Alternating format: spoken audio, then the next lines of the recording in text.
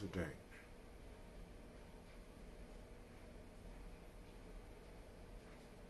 I need to check on that. Well, let's get started, fam.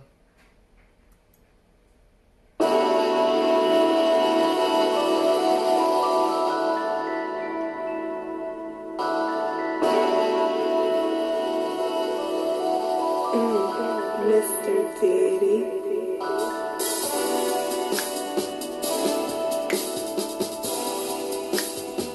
Drink your water.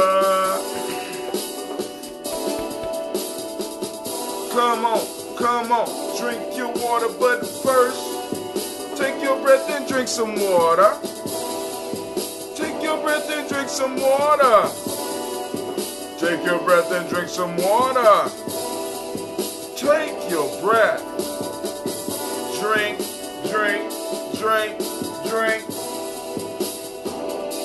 Or should I say, breathe, breathe, then drink. Now grab your glass for that water. Get your container of that water. Lift that container of that water. Simply pour that water. Drink, drink, drink, drink. Or should I say, lift, pour, then drink. Now move your body and drink some water. Stretch your body, drink some water. Oh. Move your body, drink some water. Bam. Just move your body. Come on now. Drink, drink, drink, drink. Or should I say, move, move, then drink. Now, raise your glass and toast your ancestors. Raise your glass and toast your ancestors.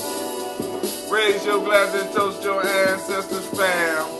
Just raise your glass. Drink, drink, drink, drink. Or should I say, raise, toast, then drink. Take your breath and drink some water. Lift and pour yourself some water. Move your body, drink some water. Raise your glass and toast your ancestors. Breathe, lift, move, toast. Come on now. To stay healthy though. Breathe, drink, eat, move. Get some sleep. Culturally appropriate, of course. But hey, take your breath. Lift and pour. Move your body. Toast your ancestors. Drink up.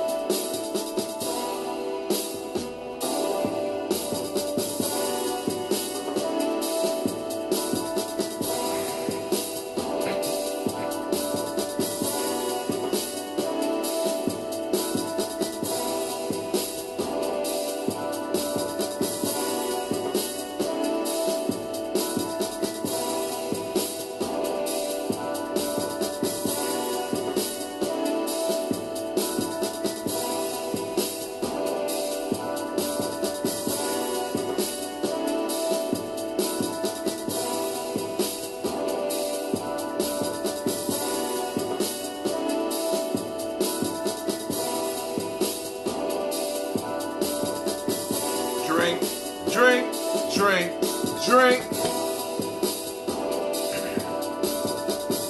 Drink, drink, drink, drink.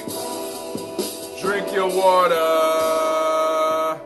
Family, it is good to be with you this morning. Of course, y'all know we're going to have our Imani Toast and Talk for anybody that's out there that want to call in. Of course, y'all know the lines is 614-556-4535. I will hold off and call in after we get done with the toast, because you know the toast could take a little while. I'm only using water right now. You, on the other hand, could have your other health drinks, because remember the basic rules. We start off by hydrating ourselves. That's with water. Right now, I got some distilled water in a copper container. And then we usually, when we do our toast, we use a health drink. I usually use ambrosia, but because my fast is demanding water, I'm in a water period right now. Actually, this is the last day of water only. So tomorrow I will be moving in. I'll be able to have my broths. I'll be able to have my juices. And yeah, because I'm on day 14. I'm on day 14. Family, we doing it. We doing it. Still got some struggles, but we're doing it. We're doing it. We're doing it.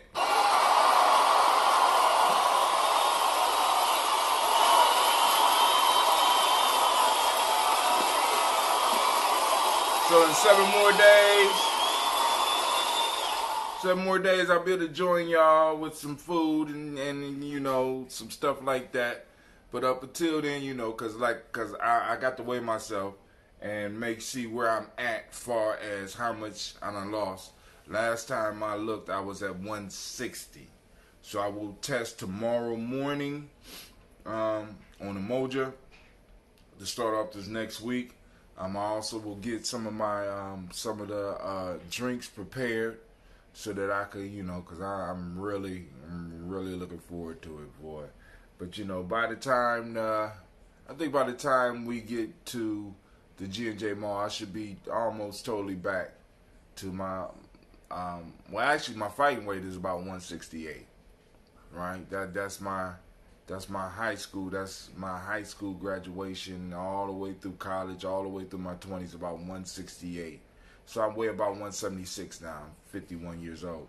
So my actual fighting weight is about 168. So I'm about 8 pounds off of my fighting weight. But of course, you know, as you age, you get different, you know. So I don't know where I'm going to end up this time. Last year I got down to low as 140. But you know, it's a little bit more extreme. But anyway, so let's go and do this toast. I will open the call in lines after we get done with the toast.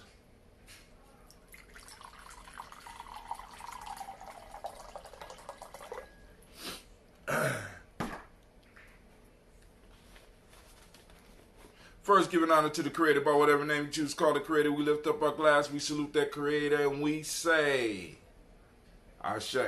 From there, family, we move to our list of our illustrious ancestors. And here we go.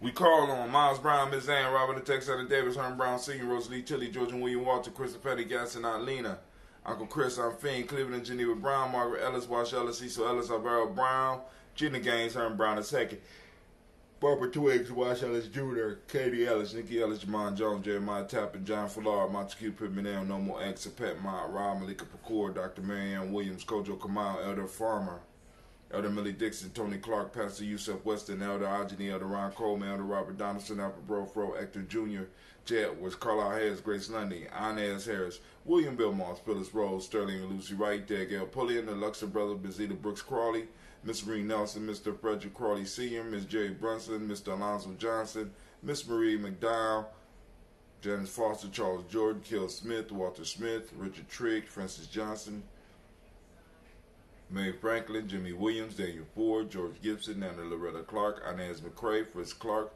Frankie Justice, Katie Justice, Derek Renderman, Virginia Rogers, Reverend James Smith, Lois Henderson, Calvin Spratling, Mary Elizabeth Walker, Raymond Walker Sr., Sarah Jane Carter, Michael Ford Jr., Kelly D. Russell, Susie B. Smith, Teresa Clay, Melvin Dale Hodge, Jr.,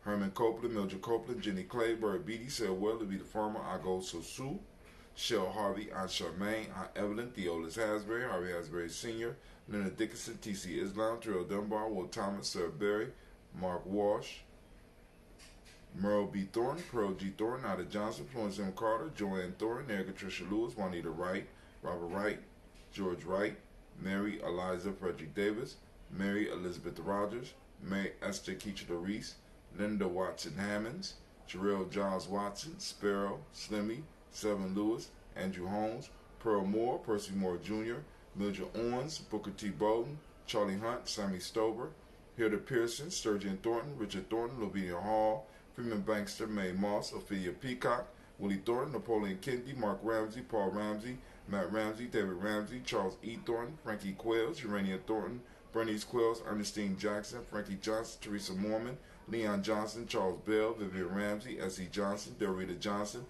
Leon Johnson, James W. West Sr., James Parham, Dana Jones, Henry World, James Farmer, Mary Chavez, Leon Grace, Bessie Johnson, Hattie Levester, Mary Moreland, Paul Moreland, Elder Caleb, Rosemary Martinier, Elder Amatep Wellman, Fred Douglas Triggs Sr., Delma Triggs, Thomas and Lula Berry, Lacey and Eleanor Howe, Frank and Rosalind Davis, Fred Douglas Triggs II, Pina Triggs, Reverend Eddie Moore, Helen Fuller, Eugene Jackson Sr., Richard Ellis, Silas Alexander, Charles Maxwell, Percy May Alexander, Arthur Reynolds, Stanley Lockhart, Ricky Lockhart, William Lockhart, Woodrow Lockhart, Brenda Porter, Deacon Hargrove, Carla Sawyer, Andrew Parker, Doris Donald, Ellis Murphy, D'Amico Russell, Dilimon Aries, Gina Ruth Jones, Jana Callahan, William Walter West, Nigel Paris, Elder Basiji Fulani, Jim Robinson, Gladys Johnson, Valerie Clark, John and Mary Sullivan, Dirk Johnson, Antonio Johnson, Delise Waters, DeFridas Hines, Inez Bostic, Edna Bostic, Winifred Scatterberry, Wilson Headley, Alma Hines, Phyllis Lee, Eugene Spratling, Kevin Spratling, Charles Wooden, Penny Brown, Roy Lee Printup Jr., Miriam Johnson, Wilbert Longmire, Edith Catney, Janice Carter, Michael Carter, Leon Pina Carter, Margaret Carter, William Carter, Lisa Jordan, Charles Lee Mosley, Dorothy R. Blair, Ransom Evans Sr., Sam Evans Sr., Nalon Blair Sr., Edward Stevens, Sue Ann Stevens, Joe Davis, Timothy Butler, Gene Holmes, Daniel Jones, Peter Charles, Christy Nichols, Cardinal Robinson, Rosemary Charles, Ada Pearl, Bob Ingalls, Jack Wallace, Warren M. Finch, Warren P. Finch, Tim Ingalls, Audrey Finch, William Billingsley Jr., Jennifer Sensenball, Hazel Gatson, Jerry Brantley, Brian Watson Jr., Kaniko Parsons, Jason Cathy Bradford, Thomas Bradley, also known as Uncle Buki, also known as Gypsy, Reverend Roosevelt Word I, Stacy Trice, Frank Smith, Mother Bertha, Michael Leonard, David Brown, Ruth Carter, June Cox, Ruth Cox, Paula Cox, Ronald Irvin, Judy Hubbard, Irene Johnson, Francis Booth Jefferson, Dan Wilkinson Sr., Emma McClendon, Jerry Doyle, Amina Robinson, Mary Nichols, Patricia Williams, Shabaka Teray, Greg G2 Gibson, Donna Hill, Richard Gleavers, Lee Irby, Tommy Irby, Boy Irby, Jim Gaucher, George and Hallie Johnson, Archie and Margaret Armstead, Diane Scott, Erica Armstrong, Claire Fox, Gene Evans, Archie Beck, Anna McGill, Charles McDaniel, Christine Cottrell, Becca, Alice Arnold, Arthur Arnold, Hattie Reed, Charles Reed, Eula, Andrew Baker, Patricia and Edwin Brooks, Gwendolyn and Bob Hatch, Kimmel Burnett, Bradley Kim, Janie, Harriet Tubman Cates, Spencer Sturgis, Sally Mae Baker, Ethel Baker, Creola Baker, Geneva Baker, Aaron Nino Baby Hatch, Hatch Sr., Melly Miller, Housie Hatch, Dad Cleveland, Mother Gibson, Alex Nixon, John Bowie, Lester and Rachel Saunders, Doretha Ross, Viola Ross, Robert Nelson, Francis Stevenson, Leroy Stokes, Lindsey Johnson, Fletcher Swan, Maddie and Charlie Scott, Ida Casey, Thomas Cofer, Vivian Stevenson, Mona Ann Lewis, Cornetta Lyman Lewis, John Jackson, William Dallas Lewis, Mary Francis, Chappelle Jackson, Michael Slade, Joanne Perkins, Richard Jackson, Martha Ford Dawson, Big Mama, Nanny Harris, Eva Ford, James Hairston, Margaret Towns, Mary Williams, Leroy Q. Heath Sr., Albert Moore, Miss Benella, Alice Motley, Geraldine Elizabeth, Douglas Thompson, Everton Houston, Lud Alls, Elijah Alls, Jerome Alls, Henry West Staten, Joe, Jamel Alls, Ann Pierce, Donald Carter, Lily Green, Nathan Green, Beth Bond, John Dewey, Ruth Beer, Tim Butler, Remy Laura Newton, J.B. Foggy, Thomas Newton Sr., Baba Naeem, Jeanette Sanders, Jerry C. Sanders, Roy Pruitt, H.J. Brantley Sr., Henry Wilson, Rufus Jenkins, Minnie Wilson, Catherine Sanders, Muriel Ellis, Elizabeth Sanders, Henrietta Irby, Mildred Armstead, Margaret Armstead, Catherine Anthony, Ruby Brown, Charles Walker Sr., Charlie Walker, Cecil Russell, Dan Irvin, Haroon Phillips, William Ford, Margaret Logan, Phyllis Barnett, Lee Irvin Sr., Michael Irvin, Ozella Watson, Hugo Watson, John Caldwell Sr., Robbie Lee Caldwell, Nevaeh Mitchell, Ron McCormick Sr., Sabrina Easley, Rashawn Easley, Javea McCormick, Barbara Ann Reed, Dorothy Ann Reed, John Reed, John Reed, Shechem Aha Reed Jr., John Reed Jr., Patricia Reed, Edward R. Benson Sr., Ethel H. McNair, Lois Fernandez, Jacqueline Rodriguez, Reginald Oliver, Mazarin Cooper, George Swan, Emania Grayson, Charles Scott, Charles H. Scott, Michael Morgan, Charlene Morgan, Sybil Edwards McNabb, Annie Ferguson, William Ferguson, Shelby McClendon. And on to our black book. We got Joella Giles, James Carswell, Liberta Adams, also known as Aunt Sis, Elder Shaka McNair, Anthony Brown, Jonathan Ford, Lottie Gaucher, Cousin Tony, Michael Johnson, James Jimmy Johnson, Barbara Shang Lewis, Ronald Shelton Jr., Damian Top, Westina Banks, Joseph Bingham, Quincy, Mama, Aunt Lady, Abraham Isaac Kundle, Aunt Barbara Lewis, Renee Johnson, Joy, Ryan Ross Riggins, Jamonte, Marcus Price, Ness Words, Marshawn McHale, Demetrius Beard, Herb Jefferson, Ralph Mickens, Eric Walker, Quasi Sample, Candace Simmons, Severin Clayton, Leonard Jones, Sade Garner, Melvin Scott Sr., Elder Clarence Lumpkin, Elizabeth Johnson, Frank Smith, Stacey Trice, Denise Goray, Nathaniel Hassan Turner, Khalid Essien, Nigel Turner, Demetrius Lewis Flint, Alberta Woods, Geneva Simmons, Daniel Tilley, Angeline Gatt, Jarifa, Oscar Kane, Audrey Gripper, Dominique Nichols, Ruth Elaine Johnson, and Teresa Sambu. We lift up our glass to our illustrious ancestors and we salute them and we say, Ashe. From their family, we move to the present moment and we keep this moment sacred. We keep this moment powerful by keeping our pact with our past as well as our pact with our future generations. We lift up our glass and we salute this moment. In this moment right now, we are in Imani. So I'm asking everybody to activate that reticular formation, right? And seek out Imani. We hunting down Imani. We want it alive, not dead. We not looking dead up. We want it alive. We want live images of Imani, right? Where is it popping off at? How is it happening? Is it happening in your family? Is it happening in your group? Is it happening in your circle? Come on now, is it happening in your tribe? We want you to post it up. Imani found. You know what I'm saying? Imani in action. Hashtag Imani in action. Also, family, for those that don't speak the language, Imani means faith. Imani means faith. Harmony is the modic principle of the day. Trust is what we teach the children, the M7. Red is the color of the day. Gender is the Hermetic law. Male name for the day is Quasi. Female name is Akasua. So we got Quasi and Akasua. We raise up our glass to the present moment. And we say Ashe. From there, family, we move to our future generations. Move to our children's children, on to infinity. And we raise our glass and we toast them in advance. We toast them in advance. We keep our pledge because we're working hard to make sure that they have a place to build their monuments to greatness, right? So we lift up our glass and we salute those children in advance. And we say Ashe. From there, family, we move to all of our relations. We lift up our glass and we toast all of our relations. And from all of our relations, we do our selfish libation. That toast. This for you. What is it that you need? What is it that you need in this moment, family, to move towards your greater self? We lift it up and we say, Ashe. From there, family, last but not least, I want to toast the most magnificent, marvelous, uplifting, outstanding, beautiful, brave, bold,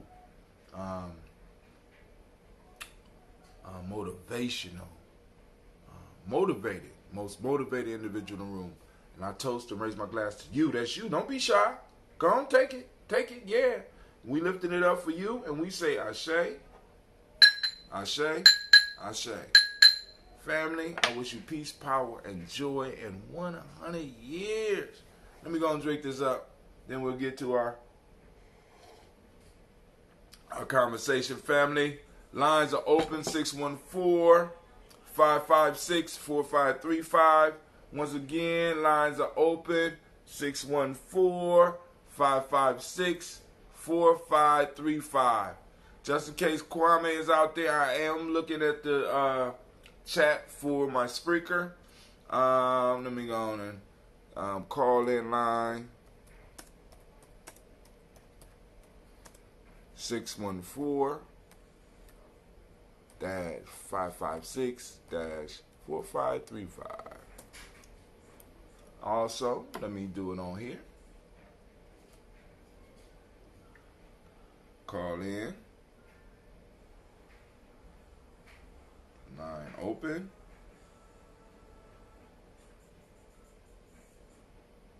614-556-4535.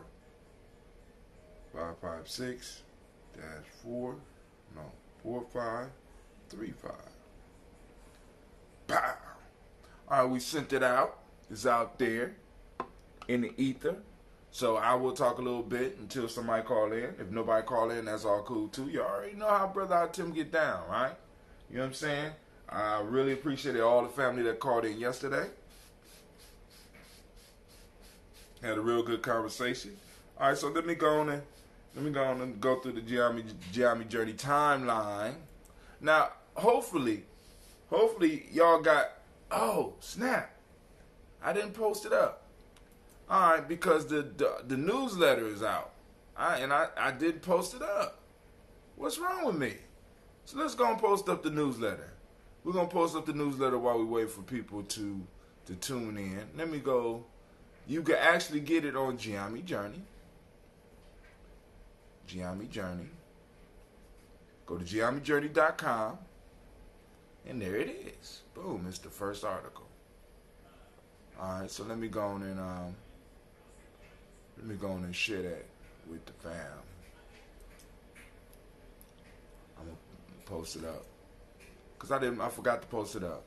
You know, fighting is hunger. You know, be copy. Let's take it over. Let's post it up in Gye-Nyame Journey. I don't know how to post up new on here. Alright, let me go. Alright, here, hold on. I'm gonna get it up. I promise, I'm gonna get it up. So while we're waiting to post that up, I can't do two things at once, so I better just go and focus on posting this up. Let's go on Gye-Nyame Journey.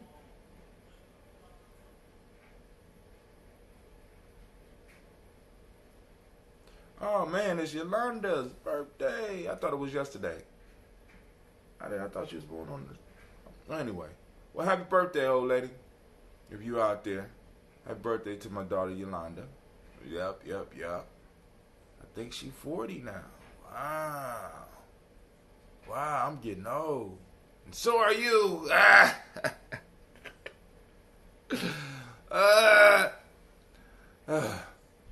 right. That felt good. Let me see. Lord have mercy. Just go home. Here we go. I promise I'm almost there, family. I'm almost there. I just wanna post this up, then we gonna talk. Because it wouldn't be fair for me to be asking y'all about the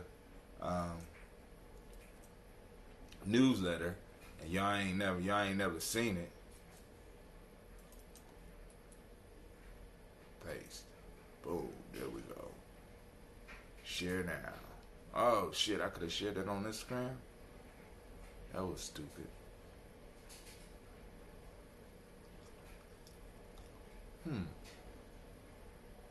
Alright, hold on. Let me go and erase this real quick. I'm just gonna experiment. Delete. I'm gonna delete that post. I'm gonna delete it. I just wanna see something real quick. Sorry, family. We're gonna try it again. Wow.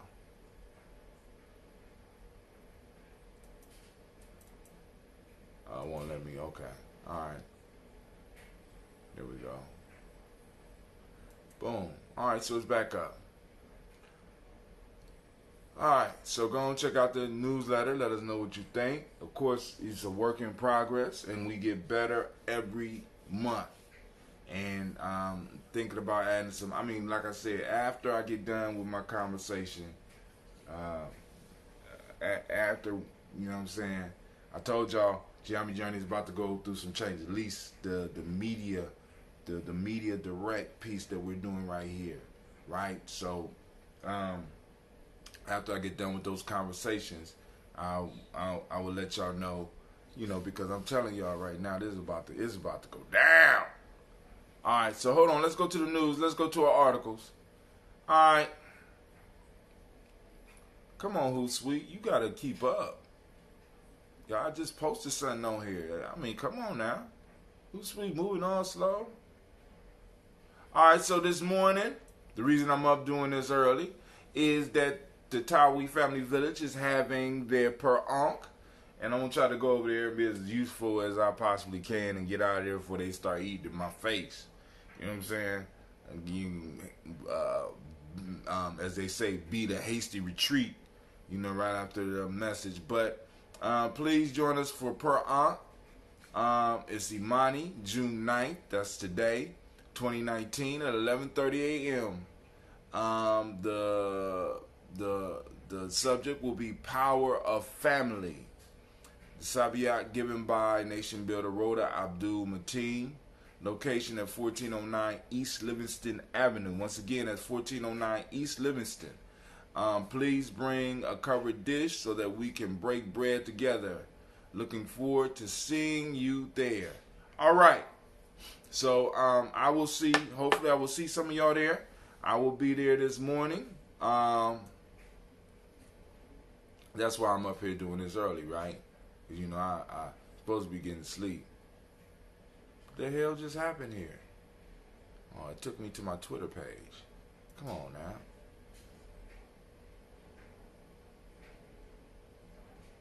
Take me back to Gye-Nyame Journey.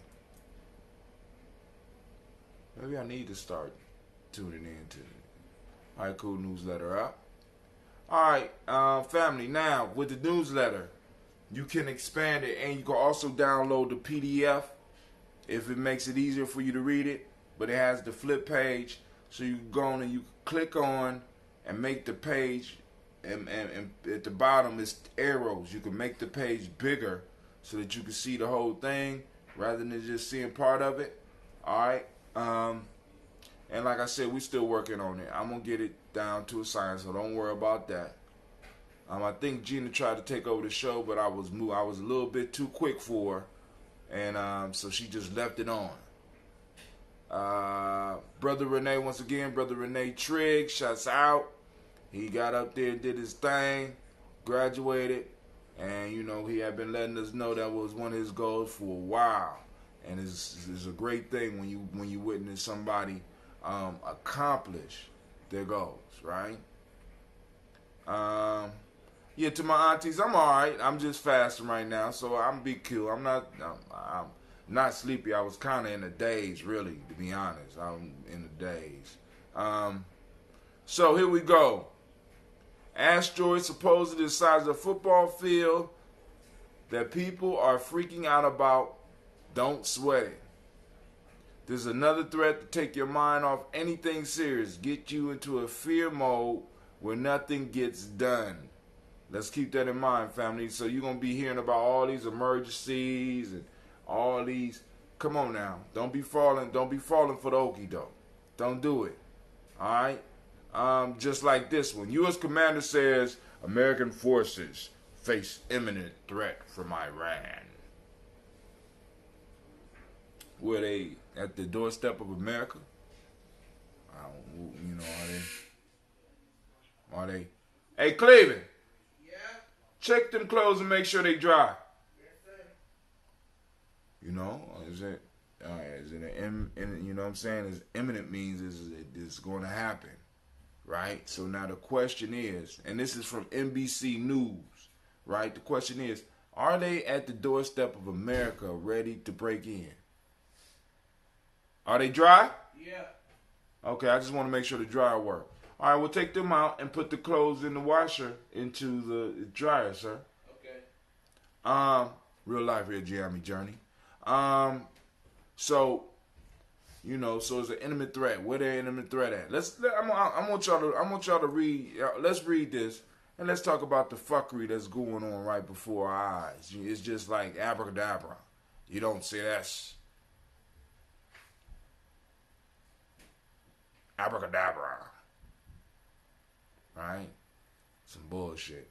Look, now, and the whole major purpose is to get you unfocused, to get you all balanced. And then on top of that, what happens with a war is that there's this bloodlust that comes up within the people, and everything else pales in comparison to the fervor for the American way. We want, you know what I'm saying, boom, boom, boom.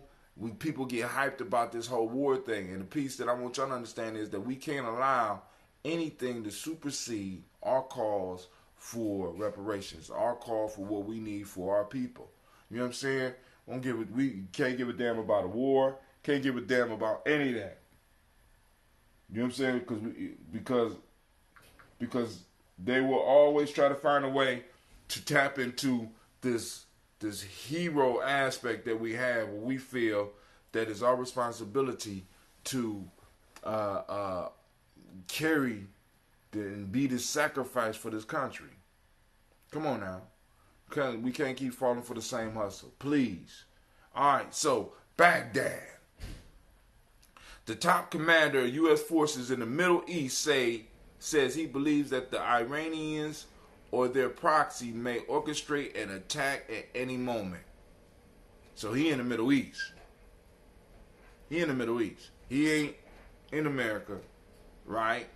He's on somebody else's territory and somebody else's beef, talking about he feels that these people, you know what I'm saying? It's sort of like you being posted up at a friend's house, and you know that they got beef with the neighbors, right? And it's like rather than you going home minding your business, especially if it don't necessarily have anything to do with you, you want to sit right there and become part of the beef. You know what I'm saying? This is high school shit. This ain't even high school shit. This is like junior high. I think the threat is imminent. Marine General Frank McKenzie said in an exclusive broadcast interview with NBC News in the Iraqi capital. We continue to evaluate our forces' posture in the region. First off, y'all destabilized Iraq, which was your major buffer between Iran and the rest of the world, goddammit. Now, you sitting in Iraq, which is totally fucked up, and you wondering if somebody's an imminent threat. Yeah. Because they have desires in the Middle East, just like we have desires in the North American continent. North and South American continent, because y'all down there tearing shit up down in South America. Come on now. Exclusive broadcast interview with NBC in the Iraqi capital. We continue to evaluate our forces' posture in the region. The U.S. has beefed up its military presence in the region in an effort to deter Iran and protect American forces and allies. Well, if the American forces were know, they wouldn't have to protect them, and then shouldn't the allies have some type of military protection anyway? I mean, you can't have a country if you don't have military protection, unless you're Switzerland. I'm just saying. Over the last month, the Trump administration announced that it was sending an aircraft carrier strike group and Air Force bombers to the Middle East, as well as Patriot missiles and additional troops amid heightened concerns of an Iranian attack. Y'all don't see the smoke screen. I'm going to stop. Because you don't see the smoke screen, I'm wasting my breath. It's just a smoke screen. You in somebody else's business, and now you concerned about how they reacting to you being in their business. Mind your own business, goddammit. And that's been the issue with especially with American white folk. You know what I'm saying? Y'all just think y'all could just interfere with people's shit and it ain't supposed to be no blowback. Yeah, you interfered with you've been interfering with the Middle East for a long time. You talk about liberty and justice, but then you support Saudi Arabia, the dirtiest motherfuckers on the planet. Literally the dirtiest. You know what I'm saying? And what's incredible about it, regardless of whether you believe that the 911 thing happened or whether it happened or not, the majority of the people, if not all of them, that was involved with this plot, if there was a plot, was all from Saudi Arabia. Give me a break. You know what I'm saying? So we pay them money, and they turn around and use the money against the foolishness. I don't understand. And we support them. And there's other places where we can actually get, or better yet, why don't we start looking at renewable resources? You know what I'm saying? I mean, see, because they constantly talk about national security, right? But national security is based on energy production. If all of our energy, if the major energy is being produced in another country, then our national security is always at risk. Why not invest money into research that will eventually produce results where we are able to become totally an independent energy producing country? So we don't have to rely on oil from Saudi Arabia, so we don't have to support their fuckery. You know what I'm saying? They still chopping motherfuckers' hands off for stealing. You know what I'm saying? I mean, it's like it's like they just rich and backwards and shit. I mean, because they got money, because they got all this oil, they able to do whatever the fuck they want to do. They backward as fuck. Come on now. I mean, they just now letting women drive. I know some of them bad drivers, but some of them pretty good. Not all women is bad. Not all men are good drivers. But goddamn, they just now allowing women to drive. You know what I'm saying? And they still got to keep all that shit on. Come on, man. So this whole beef is about protecting an area that if we was to really invest in our technology here, really invest in our young people coming up, we wouldn't even need that. You know what I'm saying? We have markets and industries collapsing over here, but yet we're trying to protect something over there when we could become totally self-sufficient right here in this country with all of the technology that we have and being able to harness the sun and to harness wind and to harness geothermal and to, I mean, you know what I'm saying? Come on now. It's foolishness. But hey, you know, Elder Robert Farmer said, I suppose they have weapons of mass destruction. What possible threat could they be to the U.S.? Exactly. You know what I'm saying? All right, Columbus attorney wants to keep more nonviolent offenders out of jail. Thank you. Thank you. And you know the only reason why they doing that, right? Brother Kwame say, great Imani fam, make it a great day. You as well. You know the only reason they doing that. Because they running out. They ran out of space. That's a damn shame. They ran out of space. It's becoming too expensive to hold my people for absolutely nothing.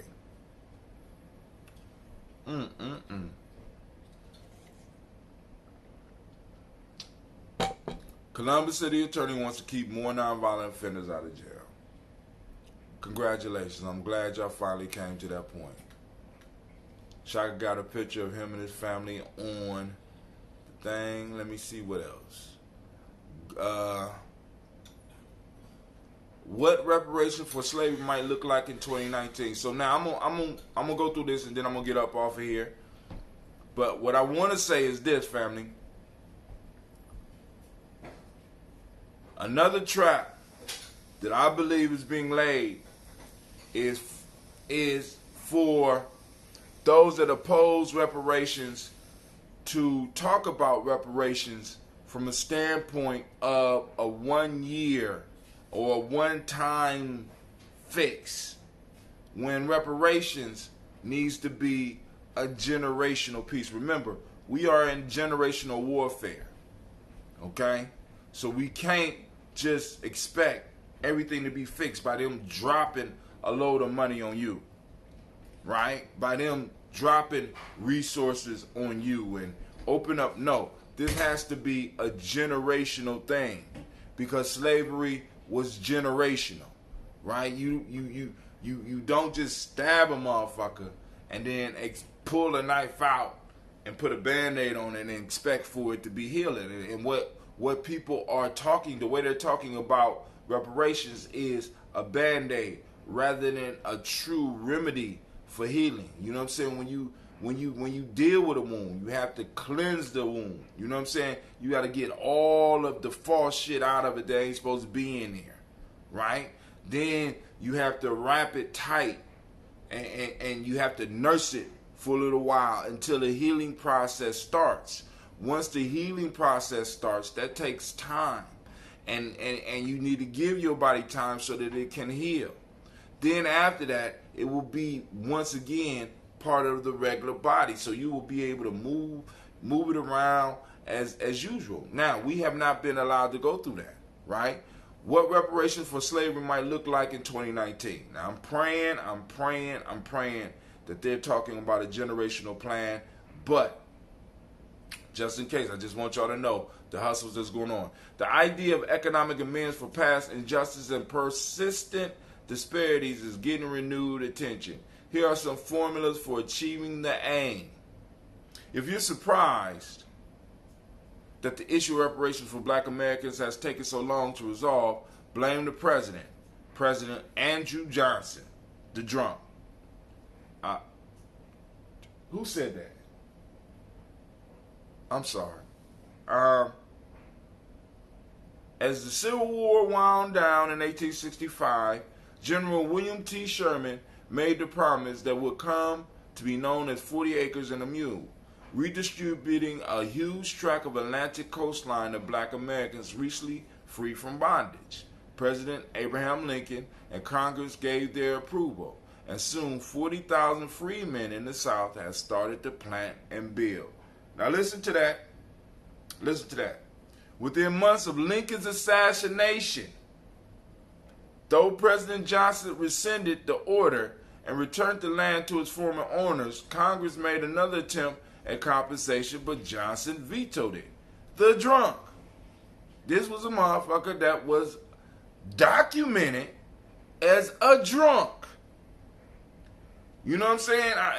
Come on now. I'm just saying. I'm just, the drunk. Now, in the early phase of 2020, President campaigned the question of compensating black Americans for suffering under slavery. See, because at one point in time, some people in America wanted to make it right because they understood. Look, I want you to think about this. You go to war with one side of your country. They basically trade. That's them traitors. Confederates are traitors. I mean, really, when you think about it, there's no other way that you can actually rationalize this. So why would you give the traitors the means to compete in the way that they had before? They're traitors, right? So all that land, all that shit down south should have been forfeited over to black folks. And 40,000, how many acres? He said 40,000 freedmen was given good land in the, Atlantic coastline. I mean, I want y'all to think about the value of that alone. So now, not only did they gave it to him, then it was snatched back because the president was a drunk, and I'm understanding a coward, but I wasn't there. I don't know, right? Now, in the early phase of 2020 presidential campaign, the question of compensating black Americans for suffering under slavery and other forms of racial injustice has resurfaced. The current effort focuses on a congressional bill that would commission a study on reparations, a version of legislation first introduced in 1989. Several Democratic president hopefuls have declared their support, including Senator Kamala Harris of California, Elizabeth Warren of Massachusetts, and Cory Booker of New Jersey, and former Housing and Urban Development Secretary Julian Castro.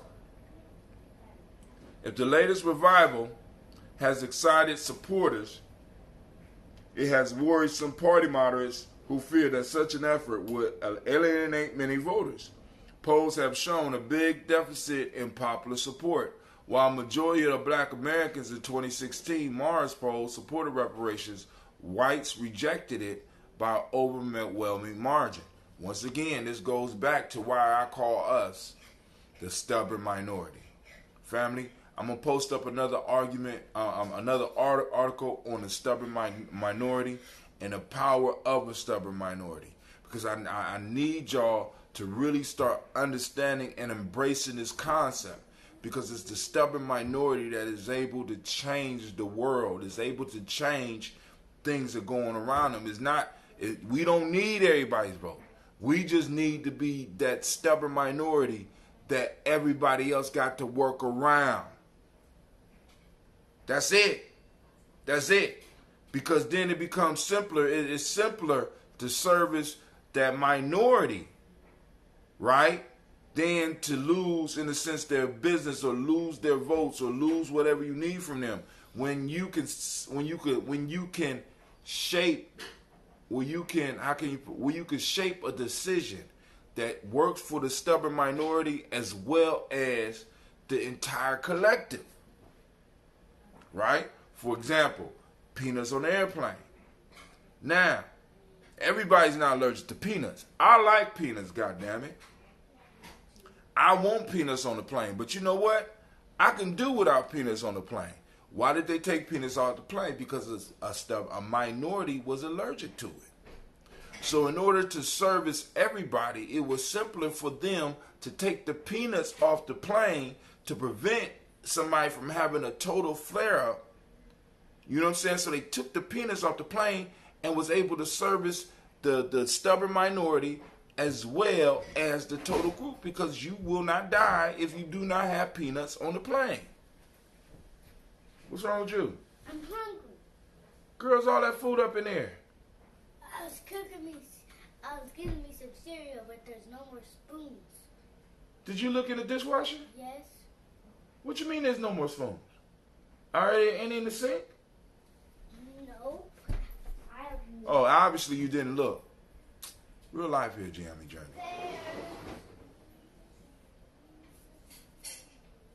So anyway, what was I? Oh, same thing with kosher drinks. How many of y'all know that majority of the soft drinks that you're drinking are kosher? Stubborn minority, right? Either they can lose their business totally, or they can include their business with yours because you don't even know that you're drinking a kosher drink.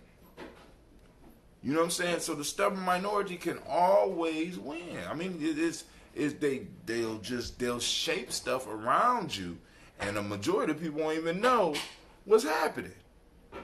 And that's what we are. We have a chance to be stubborn. We are the stubborn minority, and it's going to be shaped around us and benefit us. And most people ain't even going to even know what's going on. Mark my words. If the latest revival has excited supporters, it has worried some party moderates who fear that much an effort would alienate many voters. Polls have shown a big deficit in popular support. While a majority of black Americans in the 2016 marriage poll supported reparations, whites rejected it by an overwhelming margin. Please tell us the margin. For more coverage of race, sign up here to have our race-related newsletter delivered weekly to your inbox.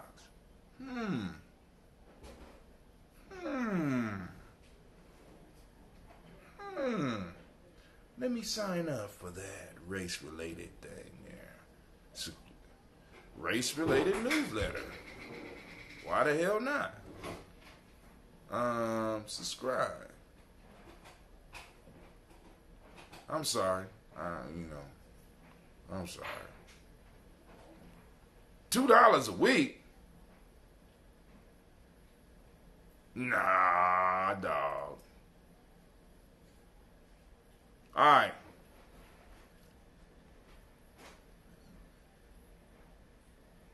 All right, let's go back. Boom, boom, boom. Boom, boom, boom. Here we go. The reparation issue raises profound moral and social and political consideration. Still, the economic nuts and bolts of such a program have gotten scant public attention. Who would be paid? How much? Where would the money come from? We already got all those answers. Now, motherfuckers, now this is the part where anybody that been into a money situation, this is where motherfuckers play ignorant. You know what I'm saying? You know, so to kind of slow it down. You know, and you about to get your money, and they get stupid. They forget stuff all of a sudden. You got to remind them. You know what I'm saying? Shake them down. Through the decades, a handful of scholars have taken a shot at creating a roadmap. Here's what has to be reckoned with. What's the economic rationale? When James Foreman, a civil rights pioneer who later served briefly as the Black Panther Party's foreign minister, demanded $500 million reparations in his 1969 Black Manifesto, he grounded his argument in the indisputable fact unpaid slave labor helped build the American economy, creating vast wealth that African Americans were barred from sharing. Oh, so true. The manifesto called for white Christian churches and Jewish synagogues to pay for projects like a black university and a Southern Land Bank. We have helped to build the most industrial country in the world. It declared at the same time that racist white America has exploited our resources, our minds, our bodies, our labor. Another civil rights leader, Baird Rustin, responded, if my great-grandfather picked cotton for 50 years, then he may deserve some money. But he's dead and gone and nobody owes me anything. Okay. You don't have to participate, Beard. I know you're dead already, so, you know, all right. You know, that's, and we got to understand, that's the mentality of trying to fit in to what America wanted. We got to understand this because a lot of people got rebellious because they wasn't included in the total American life. So I just want to be American. You know, my grandfather picked for 50 years. That's his business. Y'all don't owe me nothing. Fuck that. I'm just, this Brother Hatim is saying that, fuck that. Fuck you, pay me. Right? Exactly. You know, and I'll make sure I'm able to build a monument to my ancestors. You know, they ain't leave us enough dough to build monuments to our ancestors. You know what I'm saying? And it's like, boom, that shit right there, he could miss me with that, right? I think he was dating a white boy or something anyway, but that's neither here nor there. He did great work, all right, Barrett? But you know, don't, you know, let me go on. The question of reparation, however, extended far beyond the roughly 4 million people who were enslaved when the Civil War started. If they would have took care of business right after the Civil War, as an anti-smart, I mean, I don't even see the strategy. You know what I'm saying? I don't even see. I am perplexed by the strategy that President Johnson used. Was it Johnson? That he used. Why would you give a group of individuals that y'all just got done fighting with access to the same resources that they used to build up enough force to fight you with in the first fucking place? I don't understand that. Y'all should just pay us for that dumb decision. That was dumb. You know, that catapulted our country into this whole cycle of this shit that we're going through right now. He need to be stripped. You know what I'm saying? I mean, it's like, you know how they had a Hall of Fame and they found out you was doing some dumb shit and they go back in the Hall of Fame and they just put an asterisk by your name? We need to put an asterisk by his name forever. Every time somebody look at that, why does he have an asterisk? It said he was a dumbass. You know what I'm saying? We need to put an asterisk by his name as a country. We all should be able to agree on that. Possibly not, you know. The question of reparation, huh? Tomorrow camping. Tomorrow you go to camp. No, you're not camping. It's called a summer camp. That's too much cereal, by the way. The question, real life here, Gye-Nyame Journey, sorry. The question of reparation, however, extends far beyond the roughly 4 million people who were enslaved when the Civil War started, as Ta-Nehisi Coates explained in an influential essay published in Atlantic in 2014. Legalized discrimination and state-sanctioned brutality, murder, dispossession, and disenfranchisement continued long after the war ended. That history profoundly handicapped Black America's ability to create and accumulate wealth, as well as to gain access to jobs, housing, education, and health care. For every dollar a typical white household, a black one has 10 cents. So let me read that again. For every dollar a typical white household holds, a black one has 10 cents. It is this cumulative effect. Cumulative, that means it built up over time.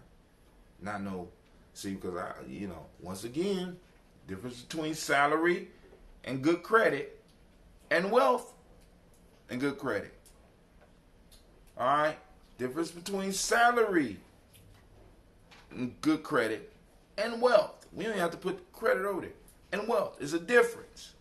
Black folks, and please understand the difference. Explain the influential essay. Boom. Legalize discrimination. The history of profoundly handicapped black Americans' ability to create and accumulate wealth, as well as to gain access to jobs, housing, education, and health care. All right, I already read that. For every dollar a typical white household holds, a black one has 10 cents.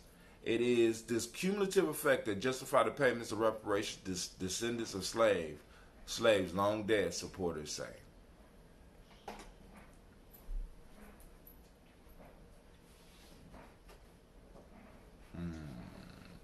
What was it at? I missed it. Equality is not likely to be attained. This thing is messing up.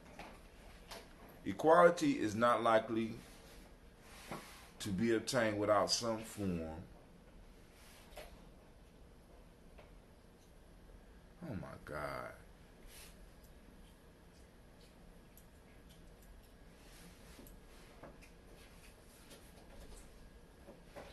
Equality is without some form of reparations.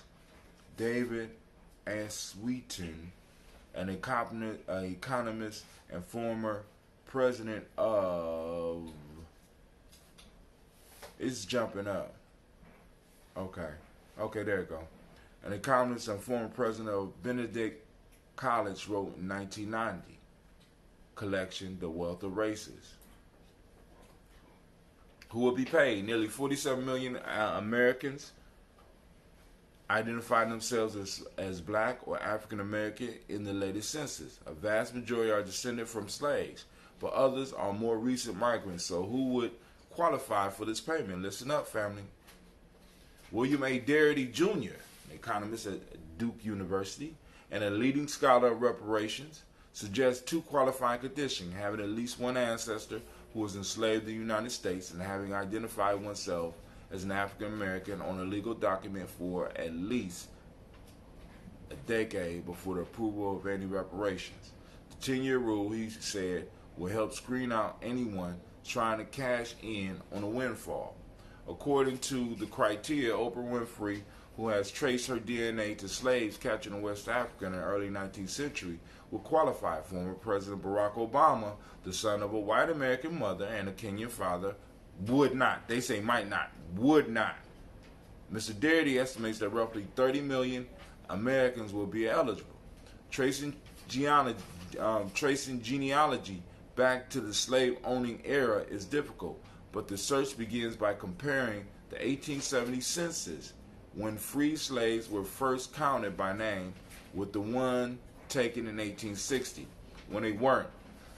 Other sources include military service and pension records, slave ship manifests, and estate inheritance documents. As for taking account of current wealth, the reparation program will link potential payouts to income and asset levels. Say that again. As for taking account for current wealth, a reparation program could link potential payouts to income and assets levels. Asset. How would recipients get? Attaching a dollar figure to a program reparations resembles a wheel of fortune. Spend with the amount ranging from the piddling $71.08 per recipient under Foreman's plan. Fuck that. To the astronomical $17 trillion in total. Over the decades, and we take payments, family. That's what I'm saying. This is a generational thing. We take payments. We can't settle for no small amount just so that some of y'all can make some of these payments and go out and purchase some of this ridiculous shit. We need to make sure it's some money coming in for a couple of generations. I'm just saying. Because you know some of y'all be buying some dumb shit. Me included. Right? Over the decades, some economists have tried to come up with a quantifiable basis for a fair sum. Mr. Swinton, for example, estimated in 1983 that 40 to 60% of the difference between black and white income could be attributed to the past and continued discrimination, and put the figure at 500 billion. Some economists evaluated labor's share of slave system profits in the cotton and tobacco. Others have looked at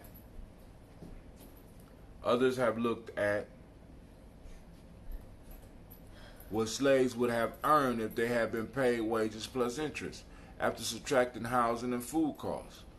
One study looked at the 20th century statistics, estimating how much less blacks earned because of decades of discrimination. Another examined the value of black wealth lost or destroyed after slavery ended, through practices like redlining that denied lending or insurance to African American communities, or organized riots like the 1921 rampage that leveled the Greenwood neighborhood of Tulsa, known as Black Wall Street.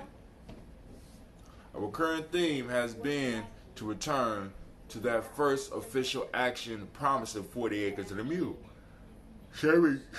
General Sherman drew up an order after posing this directive to a group of black ministers and leaders. State in what manner you think you can take care of yourselves.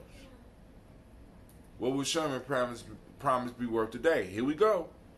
Mr. Darity has been mulling that question for years and is writing a book on reparations with Kirsten Mullen, due out next year. He begins with the cost of an acre in 1865, about $10. 40 acres divided among a family of 4 comes to 10 acres per person, or about $100 for each of the 4 million former slaves. Taking account of compounding interest and inflation, Mr. Derry has put the present value at $2.6 trillion, assuming roughly 30 million descendants of ex-slaves. He concluded it worked out to be about $80,000 per person. To get a sense of the scale, consider that the United States budget this year is $4.7 trillion. Of course, varying any critical assumption can add or subtract billions or trillions of dollars. Thomas Kramer, an associate professor of public policy at the University of Connecticut, used the same starting point, 40 acres and a mule, but a different method in a study published last year. He used the current average price of agricultural land and figured that 40 acres of farmland and buildings would amount to roughly $123,000 if all of the 4 million slaves counted in the 1860 census had been able to take advantage of that offer. It would have totaled more than $486 billion today, or about $16,200 for each descendant of a slave. What form would payment take? Compensation programs could take many forms in the United States. After a congressional study, people of Japanese descent who were forced into internment camps during World War II received $20,000 in 1988 and a formal apology. Since 1952, Germany has paid more than $70 billion. And I just told y'all about a case right now where Germany is being sued for reparations by Greece and it's 2 countries, and it equals out to $2 trillion. Victims of the Nazi regiment, and continues to deliver hundreds of millions of dollars each year. Payment varied from lump sum distributed to individuals to a monthly pension based on years working in the slave labor camp. Money is also given to organizations to cover home care for older survivors or for grants. A small portion goes to research and documentation. And listen, America, y'all don't have to get worried. We could spread out the 17 trillion over 30 years, 40 years. You know what I'm saying? You know, come on now. We could work. You know what I'm saying? Let us reason together, right? rather you getting all caught up in your emotions and shit, right? For this reason.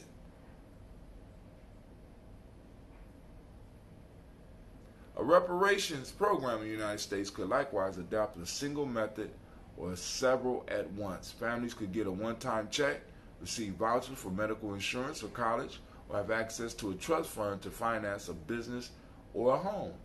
Mr. Darity argues that for both substantive and symbolic reasons, some important components must be direct payment to eligible recipients.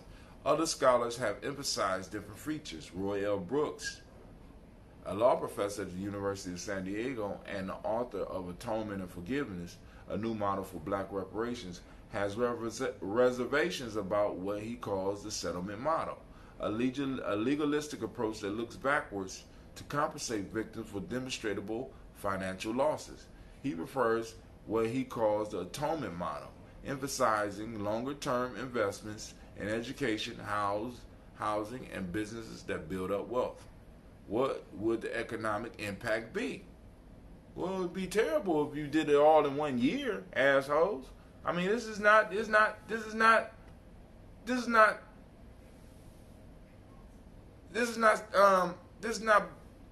that complicated. It's really not.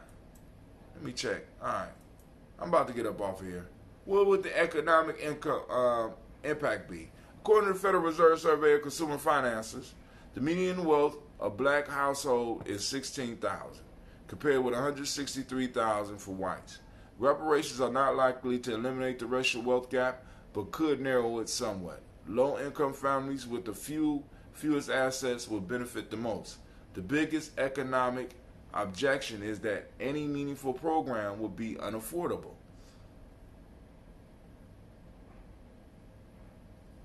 Like other government spending, reparations would ultimately be paid for by some kind of tax or fee or borrowing, say through government bonds. Such a program would almost certainly require increasing the federal debt and be structured over time. Those less worried about a growing deficit could argue that reparations will be a boon over the long run, lifting people out of poverty and improving their earning potential and buying power. Correction, May 28, 2019. An earlier version of this article referred precisely to former President Barack Obama eligibility for compensation.